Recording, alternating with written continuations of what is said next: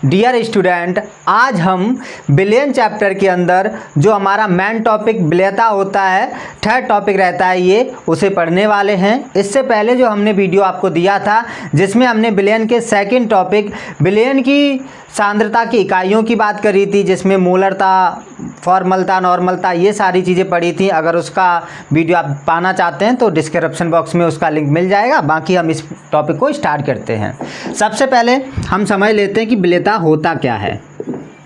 विलयता, इस चीज़ को हम बहुत ज़्यादा सुनते हैं, लेकिन नॉर्मल लैंग्वेज में कहने का मतलब क्या है, हम रोज़ कहीं ना कहीं से घुलना सुनते हैं। तो विलयता का मतलब एक्चुअल मतलब होता है घुलना। हम अपने घर की भाषा में क्या बोलते हैं विलयता को? घुलना। मतलब क्या है, जैसे कि हम आपसे बोलें कि जल के अंदर आप क्या क्या घोल सकते हैं। आप हर रोज़ ये चीज़ करते हैं या आपके घर में हर रोज़ ये चीज़ होती है। आप बोलेंगे कैसे होती है सर? तो आपके घर में रोज़ चाय बनती है, कॉफ़ी बनती है, दूध के अंदर चीनी को मिलाया जाता है, या अलग अलग चीज़ें किसी ना किसी के अंदर मिलाई जाती हैं। जैसे फॉर एग्जांपल हमने चाय की बात करी। अब चाय में अगर विलयता का प्रोसीजर ना हो, विलयता अपने आप में एक प्रोसीजर यानी प्रक्रिया होती है, अगर चाय के अंदर चीज़ें ना घोलें तो कभी चाय बन पाएगी? ज़रा सोच के बताओ आप मुझे। नहीं ना, क्योंकि अगर चाय बनाते समय उसमें ना तो चाय पत्ती घुले, ना चीनी घुले, या जो भी हम और भी मटेरियल डाल रहे हैं वो सारी चीज़ें अगर नहीं घुलती हैं तो चाय कभी बन पाएगी? नहीं बन पाएगी ना। तो विलयता का मतलब क्या होता है? घुलना। बात समझ आ रही है? ठीक। तो घुलना, अब बात आती है कि सर ये तो नॉर्मल समझ आ गया, लेकिन हम एग्जाम में ये थोड़ी ना लिख सकते हैं विलयता मतलब घुलना। तो लिखना क्या है वो चीज़ समझेंगे आप। यानी हम विलयता की किताबी लैंग्वेज समझने वाले हैं। हम बोलते हैं 100 ग्राम, एम ही मालूम पड़ रहा है ये, हाँ देख लेना भाई। 100 ग्राम विलायक में, ठीक है, 100 ग्राम विलायक में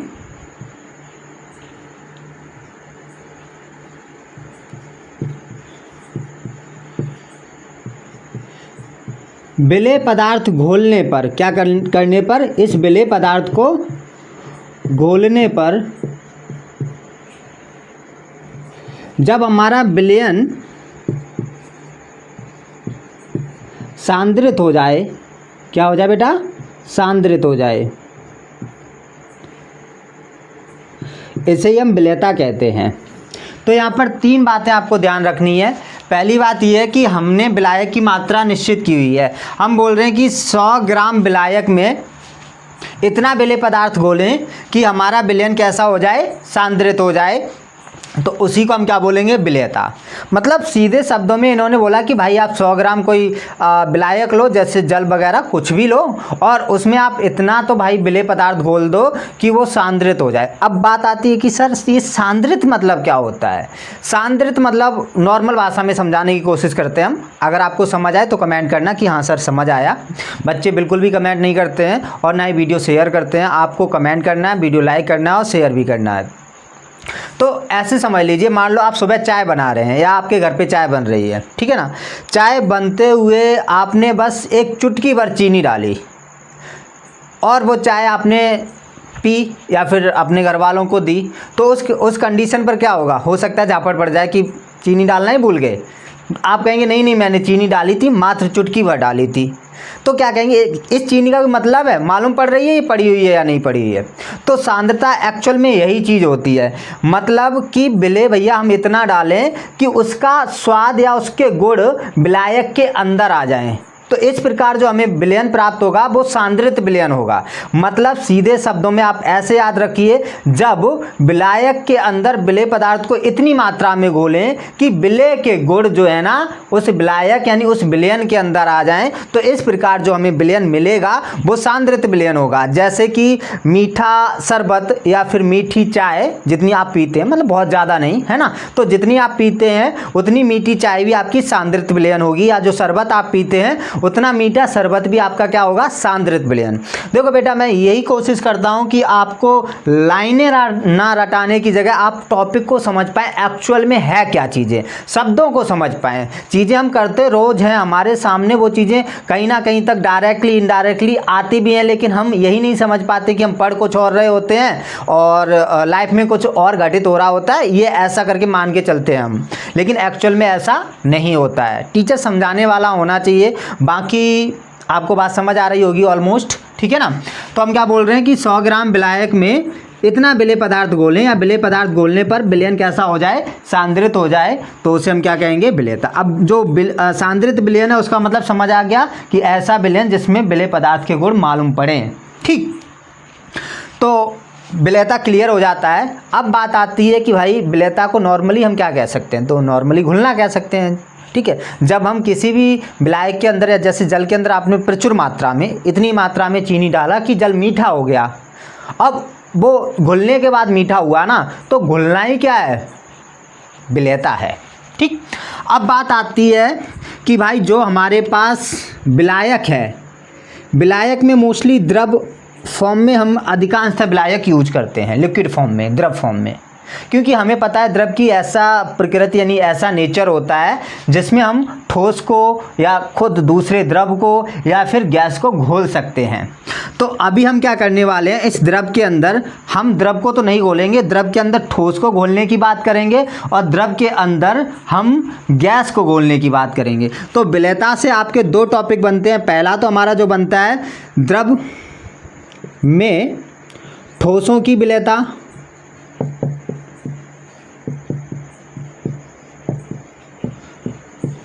एक टॉपिक ये बनता है हमारे पास में द्रव में ठोसों की विलेयता, और दूसरा जो हमारा टॉपिक बनता है वो बनता है द्रव में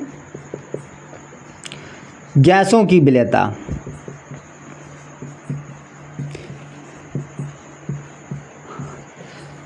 भाई सर क्या कहना चाह रहे हैं या टॉपिक क्या कहना चाह रहा है, आप क्या समझना चाह रहे हैं और आप क्या समझ रहे हैं, इस बात को समझ लें।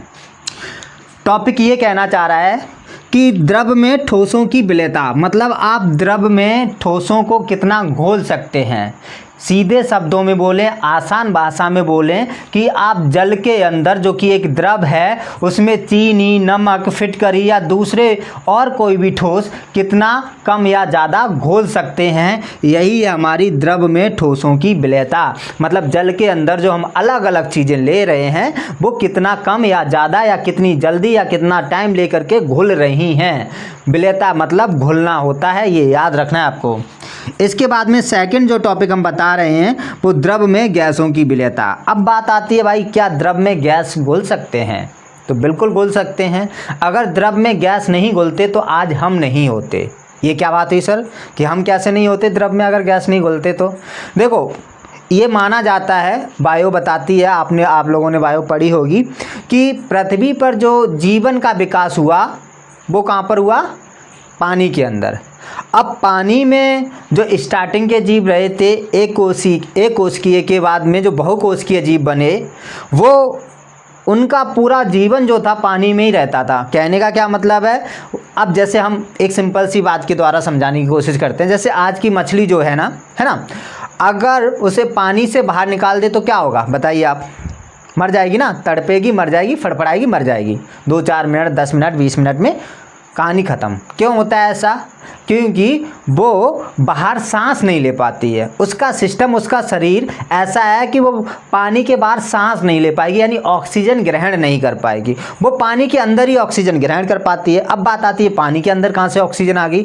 तो पानी के अंदर आपको पता होगा कि ऑक्सीजन घुली हुई होती है, मतलब पानी के अंदर ऑक्सीजन विलय होती है, और इसी वजह से जो मछलियाँ होती हैं वो क्या कर पाती हैं, पानी में सांस ले पाती हैं, और फिर उसके हिसाब से मतलब उसके थ्रू जिंदा रह पाती हैं। किसके थ्रू? हवा यानी ऑक्सीजन के थ्रू जो पानी के अंदर घुली हुई है। तो मतलब टॉपिक क्या कहना चाह रहा है, द्रव में गैसें भी घोल सकती हैं या घुली होती हैं। तो एक टॉपिक कह रहा है कि द्रव में आप ठोस को भी घोल सकते हैं, दूसरा टॉपिक कह रहा है द्रव में गैसों को भी घोल सकते हैं। एक और सिंपल सा एग्जांपल लेते हैं द्रव में गैसों को लेकर के। ये थोड़ी बात कम हजम होती है आज के बच्चों की कि सर द्रव में गैस को कैसे घोल सकते हैं, हमारे तो पल्ले ही नहीं पड़ रहा है ये। तो अब जैसे आज की हम एक एग्जांपल लेते हैं। आज का बहुत सारा यूथ जो है ना, बहुत ही ज़्यादा लार्ज अमाउंट में cold drink, Pepsi, Thums Up, Dew, पता नहीं क्या क्या यूज करता है।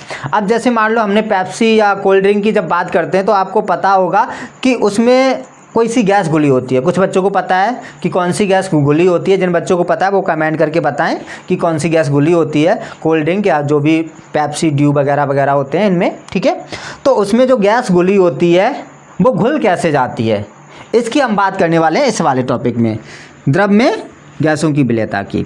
तो सबसे पहले हम द्रव में ठोसों की विलेयता की बात कर लेते हैं। नॉर्मली काफ़ी लंबी डिस्कस हो गया है। तो द्रव में जो हम ठोस बोल रहे हैं उसके लिए हम क्या बोलेंगे, तो हम बोलते हैं सभी ठोस द्रव में, जो सभी ठोस हैं वो द्रव में क्या होते हैं, कम या अधिक विलेय होते हैं। कहने का कि ये मतलब है कि भाई कोई सा भी ठोस ले लो, या तो वो कम या फिर बहुत ज़्यादा घुलेगा, लेकिन घुलेगा। चाहे आप पत्थर ही ले लो, वो भी घुलेगा, बहुत कम मात्रा में घुल रहा है लेकिन घुलेगा। समझ रहे हैं बात। जैसे मान लीजिए एक नदी जो बह रही है, उसके रास्ते में जो पत्थर पड़ा हुआ है वो भी घिसता है। घिसने का मतलब क्या है, वो घुलता है, ठीक है ना। तो सभी ठोस द्रव में कम या अधिक विलेय होते हैं, मतलब कम या अधिक मात्रा में विलेय होते हैं। तो जो भी ठोस होंगे हमारे पास में वो या तो पूरी तरीके से अधिक मात्रा में विलेय होंगे या कम मात्रा में विलेय होंगे। बात समझ आ गई, कोई डाउट। अब बात आती है द्रव में गैसों की विलेयता की। तो जो गैस होती है ना, गैस द्रव में, राइटिंग समझ आ रही है, जो लिख रहे हैं वो कमेंट करके बताना। गैस द्रव में एक निश्चित मात्रा तक ही घुल सकती हैं, एक निश्चित मात्रा तक ही घुल सकती हैं। तो भाई जो गैसें हैं वो द्रव के अंदर एक निश्चित मात्रा तक ही घुल सकती हैं। अगर ज़्यादा घोलने की कोशिश करेंगे तो हिसाब किताब बिगड़ेगा भाई। अब क्या हिसाब बिगड़ेगा, जैसे मान लीजिए आपने जिस पात्र के अंदर द्रव को भरा हुआ है उसके अंदर आप गैस घोल रहे हैं। जैसे फॉर एग्जांपल आप सोडा के अंदर, सोडा मतलब जो कोल्ड ड्रिंक टाइप का होता है ना सोडा, जिसमें गैस को घोल करके आपकी आजकल की जो पेप्सी बनती है, ठीक है। कहने के लिए तो बोला जाता है इसका बड़ा डिफरेंस या यूनिक, इसकी जो डिस्क है वो अलग है, यानी कि इसकी जो रेसिपी है वो बिल्कुल अलग है, बड़ा सीक्रेट करके रखी गई है। अब ये जो भी है वो अलग बातें हैं। लेकिन हम जब सोडा के अंदर किसी भी गैस को घोलते हैं, मीन्स जैसे कार्बन डाइऑक्साइड को घोलते हैं, तो फिर जिस पात्र के अंदर हम उसे घोल रहे हैं तो एक निश्चित मात्रा तक ही घोल पाएंगे। ज़्यादा घोलने की कोशिश करेंगे तो पात्र ब्लास्ट हो जाएगा, पात्र फट जाएगा। किसके कारण फटेगा, गैस के दबाव यानी कि गैस के प्रेशर के कारण। जैसे आप जब अपनी साइकिल या मोटरसाइकिल में हद से ज़्यादा हवा डाल देते हैं तो क्या होता है, उस टायर या ट्यूब का फट जाता है ना, वैसे ही करके यहाँ पात्र भी फट जाएगा हवा के प्रेशर के कारण, ठीक है। तो द्रव में गैसों की विलेयता को लेकर के आप क्या समझे, आप बस इतना समझे हुए हैं कि जो गैसें होती हैं वो द्रव में एक निश्चित मात्रा तक ही घोली जाती हैं, उससे ज़्यादा नहीं घोली जाती हैं, ठीक। तो बात दोनों समझ आ गई होंगी, ठोस में द्रव में ठोसों की विलेयता और द्रव में गैसों की विलेयता, दोनों चीज़ें। जो द्रव में हम ठोस घोल रहे हैं वो घुलेंगे, कम घुलें या ज़्यादा घुलें लेकिन घुलेंगे। लेकिन जो द्रव में हम गैस घोल रहे हैं वो एक निश्चित मात्रा तक ही घुलती हैं। अब बात आती है कि इन्हें प्रभावित करने वाले कारकों की, और प्रभावित करने वाले कारकों में हम मोस्टली जब हम बात करते हैं द्रव में गैसों की विलेयता की तो हेनरी का नियम आता है। बड़ा मज़ेदार नियम है, उसके बारे में हम अगले वीडियो में बात करेंगे। आज वीडियो हम लंबा नहीं लेके जाएंगे। और आप लोगों से एक शिकायत है मेरी कि आप लोग वीडियो को बिल्कुल भी लाइक नहीं कर रहे हैं, वीडियो के कमेंट में बिल्कुल भी कुछ भी कमेंट नहीं करते हैं, आपसे जो पूछा जाता है वो भी नहीं बताते हैं। अगर आप वीडियो पूरा देख रहे हैं तो वीडियो में कमेंट भी करें जो चीज़ आपसे पूछी जाती है। साथ ही साथ में अब तक आपने हमारे चैनल को सब्सक्राइब नहीं किया है तो सब्सक्राइब भी करें। बहुत सारे ऐसे बच्चे हैं जो वीडियो देख जाते हैं, मैं देखता हूँ कि बहुत सारे बच्चे वीडियो देखते हैं लेकिन सब्सक्राइब करते ही नहीं हैं। तो जब तक आप सब्सक्राइब नहीं करेंगे तब तक आपको अगले वीडियो की अपडेट नहीं मिलेगी। और एक और खुशखबरी देना चाहता हूँ मैं आप लोगों को, वो ये कि 1 या 2 दिन में, यानी कि आज कितनी तारीख हो गई है, 11 तारीख, यानी कि 11 मई आज है, तो 12 मई या 13 मई से आपको कंटिन्यू प्रैक्टिकल भी आपको मिलेंगे इन सभी टॉपिक पर। तो वहाँ पर आप और ज़्यादा इजीली समझ पाएंगे इन टॉपिकों को, ठीक है। तो इसलिए चैनल को सब्सक्राइब करें और वीडियो को अपने दोस्तों के साथ ज़रूर शेयर करें, क्योंकि आप जो भी पढ़ रहे हैं ना उसे हम दैनिक जीवन से जोड़ें भी। तो जब जोड़ के हम दैनिक जीवन से चीज़ों को स्टडी करते हैं, पढ़ते हैं, तो मज़ा कुछ और ही आता है। तो वीडियो लाइक करें, क्योंकि लाइक करने से क्या होता है, मोटिवेशन आता है कि हाँ बच्चों को पसंद आ रहा है। साथ ही साथ में चैनल को सब्सक्राइब करें, ठीक है। ओके।